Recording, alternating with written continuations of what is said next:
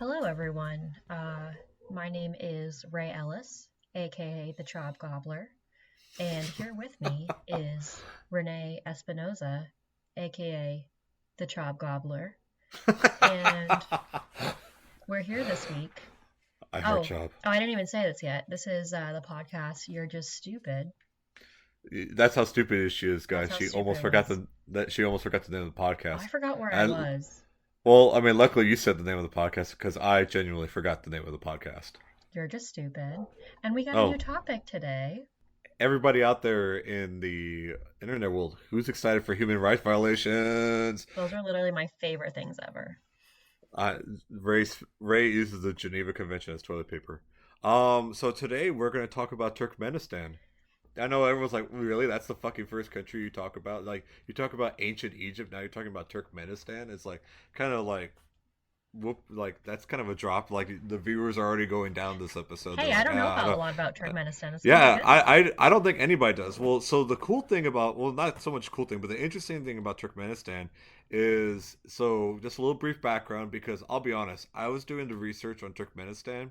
I was reading this and I pictured your voice in in my head, Ray, and you literally said, "Dude, Renee, I don't give a shit about any of this." And then I realized Ray's voice in my head. You're right. I really don't give a shit about this. I literally have one sentence on Turkmenistan itself. This is literally, and I literally copied and pasted from the Wikipedia page because I couldn't believe this. So we know it's So accurate. I'm going to, yeah, but I'm going to read it anyways because this is interesting.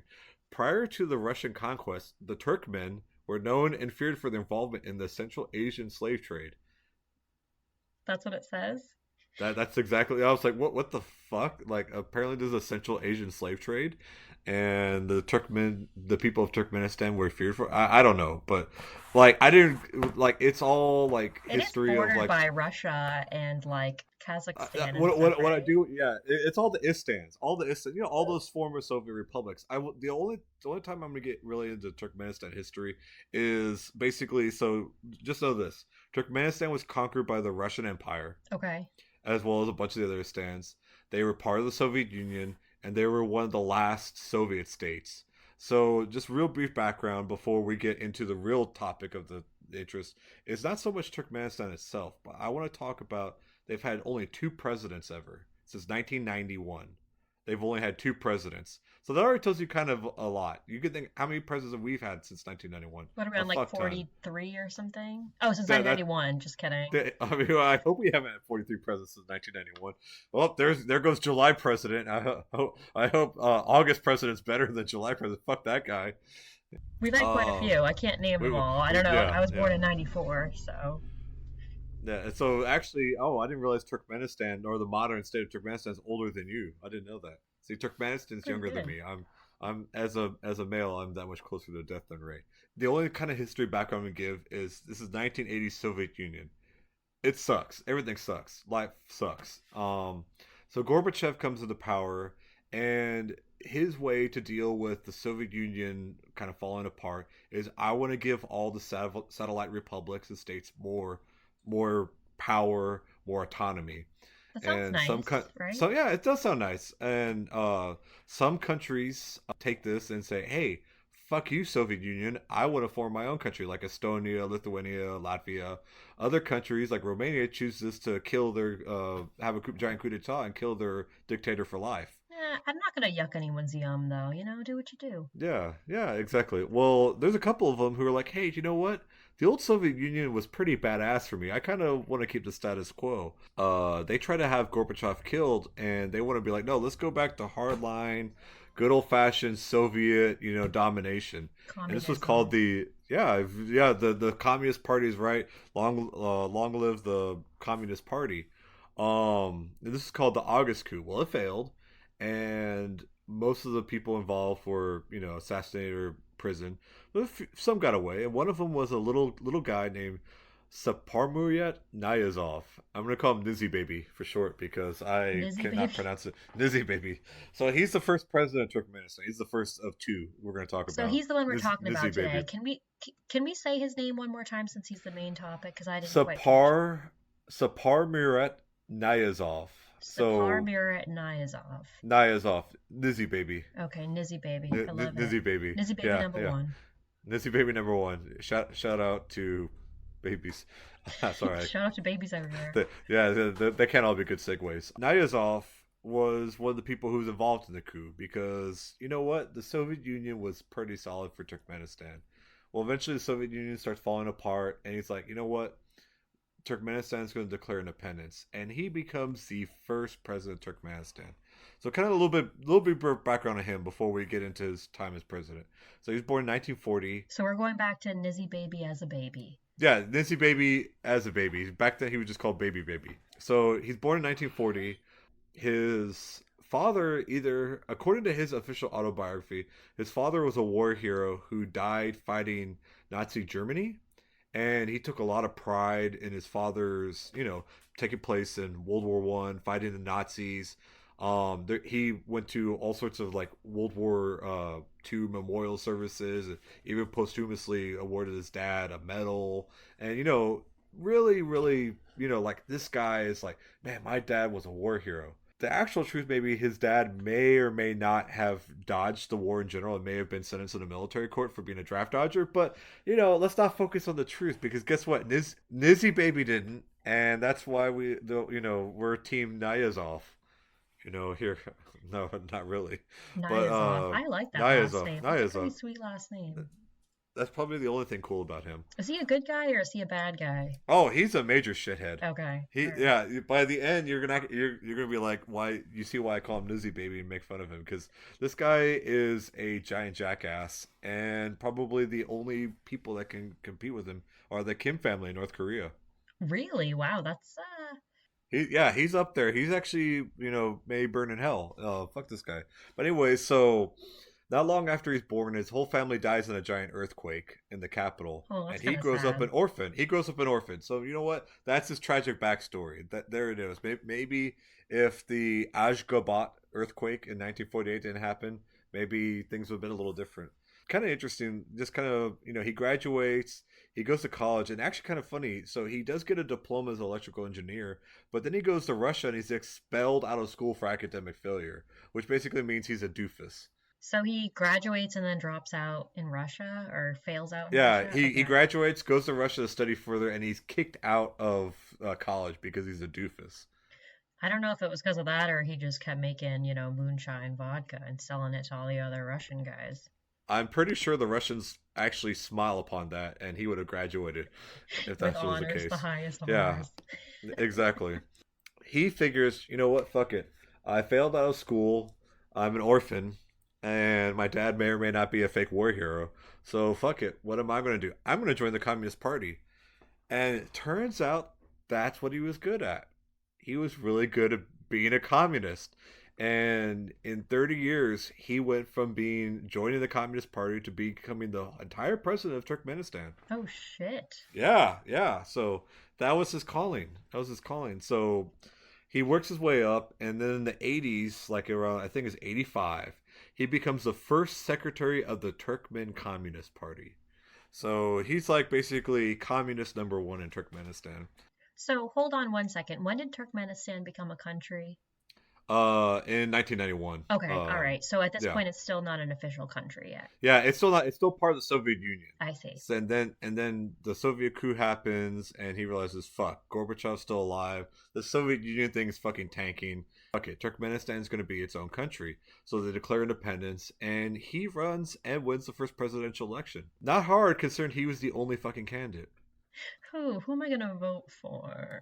Yeah, he won with over 98% of the vote. Believe it or not. Why are people even going to vote if there's only one person? You've never lived in a dictatorship, right? It's kind of obvious because even with only one fucking person on the ballot, you still must go and vote. Wait in line for 4 hours instead of waiting in line for 5 hours for your food. Exactly, yeah. It's either wait in line for four. Well, if I wait in this line, I wait 5 hours. If I wait in this line, not only do I get to vote, but I get food faster. Exactly. And this line So over here is 7 hours and it's the complaint line. it's a complaint line, and I notice that no one seems to come back from complaining from the complaint line. Yeah, I'm gonna go vote for the president instead. So at this point, Turkmenistan doesn't really is not really a communist state anymore. Actually, so Turkmenistan, just real briefly, is actually an Islamic state. It's actually very heavily Muslim. A lot of those Istans are pretty much. He kind of realizes like the one thing about Nizzy Baby that I guess this is probably why, among other things, is that he really valued the Turkmen people. He wanted Turkmenistan to be his own culture. He said, you know what? The Soviet thing fucking failed, and let me start Turkmen culture all brand new. Like he created a new alphabet.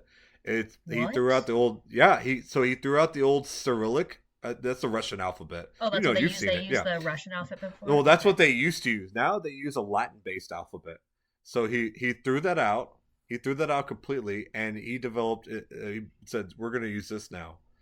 That's like the least bad thing he did. Like at least he came up with his own alphabet. So about a year after he became president, he called himself Turkmenbasi, which means leader of all Turkmen, and that kind of a little precursor to kind of like how he decided to run things because he's already the number one leader of all Turkmen. So he's got a real small dick. He's got like, He's got baby dick yeah, he syndrome. absolutely He's does. he's got bad BDS. And as you hear more, you're like, oh wow, he's got a micro penis. It's not even baby dick. Micro. It's micro It's penis. one of those ones you have to push on either side for it to pop out. So he, like I said, he wasn't communist. He wanted some free market enterprise to come in. Just happened to be all the markets were controlled by the state, by him. So Turkmenistan actually has a lot of oil, a lot of natural gas, a lot of cotton, a lot of wheat. Yeah, you could invest in it. He won foreign investment. He wanted all these companies, but he set the quotas, he set the prices.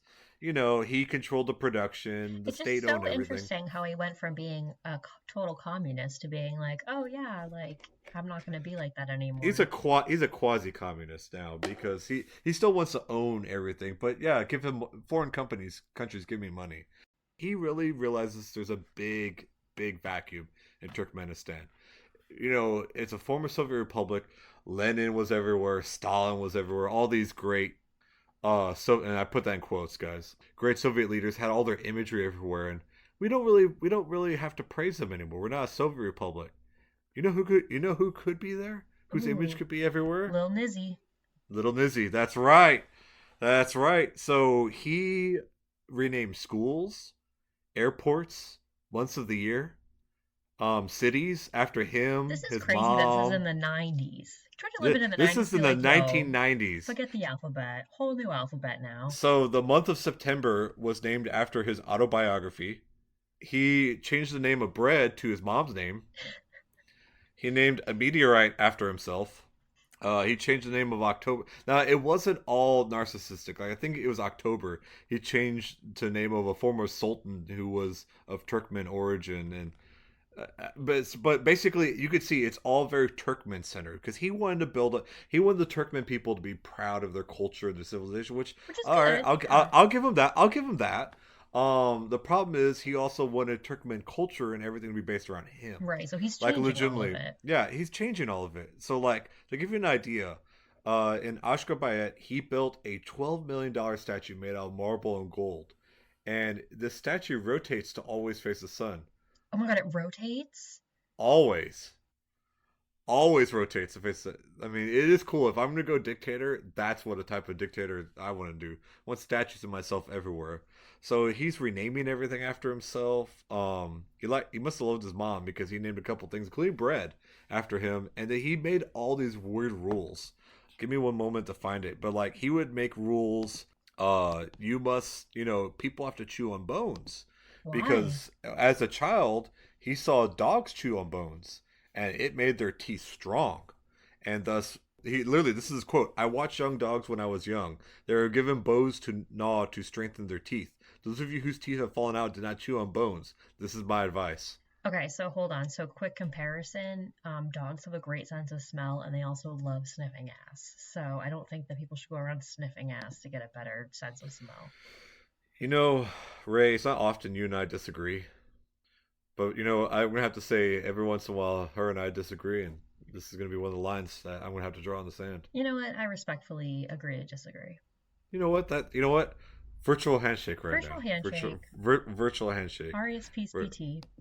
yes, exactly. So he So, wants would you everyone like to to chew hear? on bones. Would you like to hear some of his other decrees? Yes. So even though dogs have strong teeth because they chew on their bones, he also banished all dogs from the capitals because they have an unappealing odor. Oh, that's really sad. Honestly, I know I bet they were like stray dogs. Well, actually, this one kind of also makes sense too because remember, Turkmenistan's an Islamic republic, Hmm. and dogs aren't thought of as highly in traditional Islam teaching is. So I'm wondering if that had something to do with it, And maybe people don't too. really have pets. This is a Yeah, very generalized statement, but I know a lot of like Islam or Muslims don't have pets in the household because it's I like also seen didn't know as, that. yeah, because it's seen as like dirty, which I I mean is mean, kind of true. Like, I mean, some pets are kind of dirty, but so are a lot of people. yeah, There's actually a 100%. lot of people I wouldn't allow in my house. Also agreed.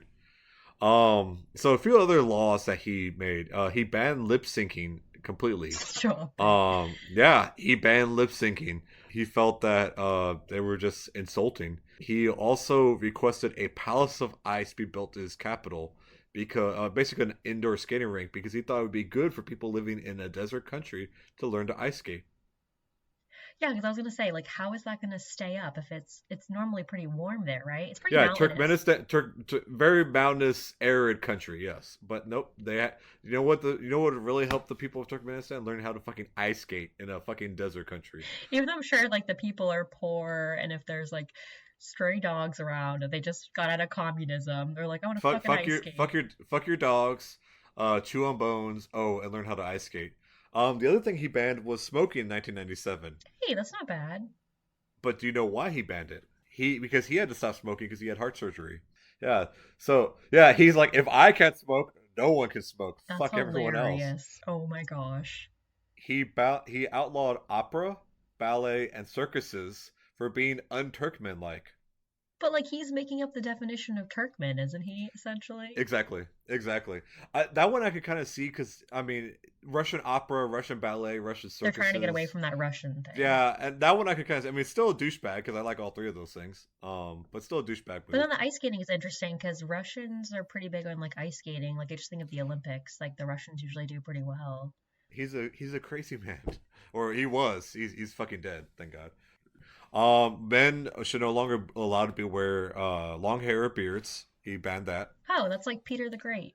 And exactly. And news reporters and anyone who's presenting the news on television should not be wearing makeup. He would be very anti Snapchat filter. Exactly. He would not. I don't think he would be a big fan of Snapchat, period, or any kind of social Is media, this because guy that good kind of looking? Have you seen pictures of him? Is he good looking? he looks like he is not good looking. Here I'll pull up a picture of him so you can look at him. To me, he looks like a bloated, like middle aged man stuffed into like a suit. I mean, now admittedly, maybe I got him during post like heart, like post like heart disease like Pre picture. I'm Lasix. looking at, yeah, pre Lasix. Yeah, he needs a lot. He looks like he might need some diuretics in this picture. Yeah, I mean, he looks like he's got crazy eyes. He does have crazy eyes, and he looks like the type of guy who would be your neighbor, and he stands around like watering the lawn at like a weird time of day in a wife beater and his boxers, and you never want to talk to him because you know the moment you talk to him, he's going to say something really racist to you. And he's not going to get out of the conversation like a long And talker. yeah, and like he's going to say something really racist. It won't be necessarily against your race, but it'll be really racist, and you just feel really uncomfortable. And then he'll be like, hey, did you have any mom this morning? And they're like, what are you talking about? Oh, you mean bread? Yeah, mom. Do you have any mom this morning? You're learning. Yeah, did you eat any of my mom this morning? I don't know if that's a whole religious allegory or it probably wasn't. It's probably just he's fucking insane. And then also he made it compulsory. So he wrote a autobiography that was not only an autobiography. It's called Ruinama. Not only is it an autobiography, but basically it is basically like a summation of like all of Turkmen culture in his autobiography. So basically, it's the most pompous douchebag thing. Not only was it compulsory to read in school, but it was mandated to read when government employees were applying for jobs, and even part of the driving test in Turkmenistan. To learn how to drive, you had to answer questions based on his autobiography. That sounds very similar to like Genghis Khan because Genghis Khan had people like write historical events, and they only did it based on the Mongols. So when people learned history, everything was based on their country. Well, the winner writes history. Yeah, it's very interesting. So he basically was like, I'm coming up with So it's interesting everything. you mentioned because Mongolia, like the Mongol hordes originated kind of from this area, That's like the true. Yeah, it's steppes. not Yeah, far. Yeah. who knows? Maybe he probably saw himself as some kind of weird modern version of Genghis Khan. You Who can't live knows? up to Genghis Khan. The Come on. no, he is. This guy doesn't even begin to like lick Genghis Khan's like fucking boots. I mean, unless you want to say how many fucking golden statues like are built of him, then he might. That's probably about the only thing he outdoes fucking Genghis Khan in. By the way, even though this all sounds wacky and cute and whatever, the people of Turkmenistan are very repressed. There's no free media. Criticizing the government is a crime. Is it Very limited still? outside. Yeah, it's still like there's not. That's why I'm like, if someone legitimately listens to us from Turkmenistan, holy shit, that would be amazing. Or listen to any Western media. It's very insulated. It's kind of like a version of North Korea, but not as crazy. Like it's still very much North Korea because you have this ruling leader who is building this entire cult of personality around him and trying to reshape everything. Now, the good news is we're going to eventually get into the one thing everyone who's listened to the podcast wants to hear. We're not getting to it yet, but there is a piece of good news when it comes to Nizzy Baby. He eventually dies. So, sorry. Spoiler alert. Round of applause, everyone. Yeah, exactly. Yeah, fuck this guy. He little by little dismantles institutions. He gets like the entire Turkmen parliament with people he handpicked, and they vote him president for life. He very anti-US. The US is the big bad guy. Actually gets kind of close with Russia and Putin, and he always has all these grand displays and kind of showing off the Turkmen strength and power, even though there's a reason why not many of us spend a lot of time thinking about Turkmenistan. Right. It's a backwater country, and even compared to a lot of the other Soviet republics, it's really insulated and not well developed. And there's only I think like 16 million people, 6 or 16 million people live there. Not a ton, That's not not a a lot ton. because isn't Turkmenistan a pretty good sized country? It's a lot of these countries are big countries, but not densely populated. Like the rest of the world's noticing this guy and they're like, yeah, fuck him. We're not gonna really interact with him because he's a fucking weirdo. He has a micro penis. Yeah, exactly. He's got. Yeah, I'm pretty sure. Clinton, Bush, all that were like, oh, this guy's got big time BDE over here. That's baby dick energy. People do try to overthrow him. There's people that protest. It's like all your usual dictator shit. People try to overthrow him. He has a coup. He suppresses, any kind of opposition. He even installs cameras all over the country. And then to really clamp down on stuff, in 2004, he shut down all hospitals outside the capital and dismissed over 15,000 public health workers, nurses, midwives, orderlies. He was saying it because he was saying Ashgabat has such great high quality healthcare, no one needs to go anywhere else to see it. Really, it's to control the people. It's the same thing. It's a Basically, dictator's everyone else in playbook. the country dies if they Yeah, can't afford to and get to the and capital. guess where 50% of the country lives outside the capital. Wow, that's really fucked up. It's another way to control the population. He closes all rural libraries because, again, if you can't read, you can't get health care, and you have to come to Papa Nizzi for your health care and to be able to read, and you have to read this fucking autobiography to do anything in the country. In fact, he even forced Turkmenistan doctors to swear an oath to him instead of the Hippocratic Oath. So, Baby Nizzy Oath trumps the Hippocratic Oath. Yeah, yeah. So, I mean, this is all classic playbook too. Make everyone relying on you, project the strength. The whole country needs me. Without the country is fucked. So he's this big, strong, tough guy, right? Well, the other thing is also he's a major alcoholic, a big fat dude, and in kidney and heart failure. So in December 21st, 2006, baby Nizzy dies of a heart attack. Really? So, how old was he then? Do you know? He was only 66. Oh, that's right, because he was born in 1940. Wow, that's pretty. Because he was a big fat dude shoved in a suit. Like I'm not joking, guys. Take the time. I will spell out his name for anybody. Saparmurat. Last name Niyazov. You realize, holy shit, this guy looks like some big fat dude stuffed in a suit. Big fat turd With stuffed in a crazy suit filled eyes. with crazy eyes. So they bury him. Does he get a good burial? He has a really nice mausoleum. Really? I'm looking at a picture of it. It's still up? It's it's still up. So the good thing is he's still treated with like kind of reverence in Turkmenistan. The next president of Turkmenistan, who was basically the equivalent of vice president, which is Gurbanguly Berdimuhamedow. Basically he's like, yeah, some of these are fucking stupid. I'm gonna call it bread again. I'm gonna call it September again.